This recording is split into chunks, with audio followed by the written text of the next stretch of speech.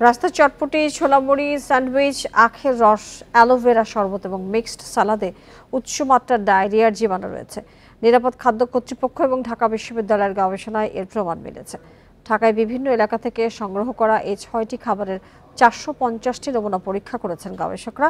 রাস্তায় এসব খাবার না খাওয়ার পরামর্শ দিয়েছেন তারা।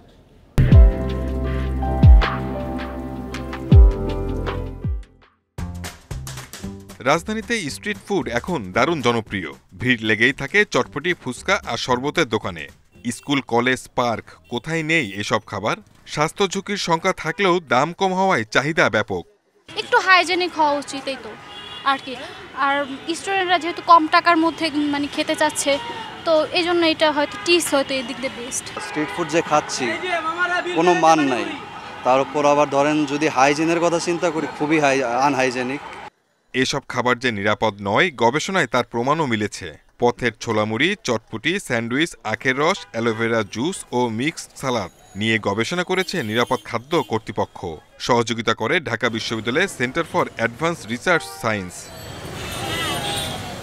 এসব খাবারে মিলেছে মাত্রাতিরিক্ত ইকোলাই, এসপিপি ও সালমেনালের মতো মানবদেহের জন্য ক্ষতিকর জীবাণু, যা ডায়রিয়া ও পেটের পীড়ার জন্য দায়ী বলে জানান গবেষকরা।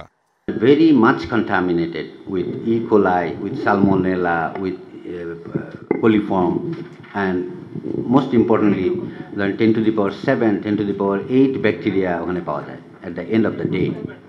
ভোক্তা অধিকারের মহাপরিচালক জানান, কোনো লাইসেন্স ছাড়াই রাস্তায় খাবার বিক্রেতারা ব্যবসা করছেন।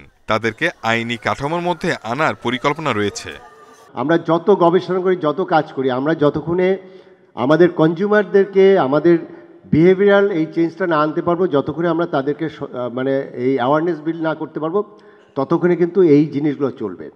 সড়কে খাবারের মান নিশ্চিত করার পাশাপাশি সাধারণকেও সচেতন হওয়ার পরামর্শ দিয়েছেন বিশেষজ্ঞরা। Shahid Ahmed, independent news, Dhaka.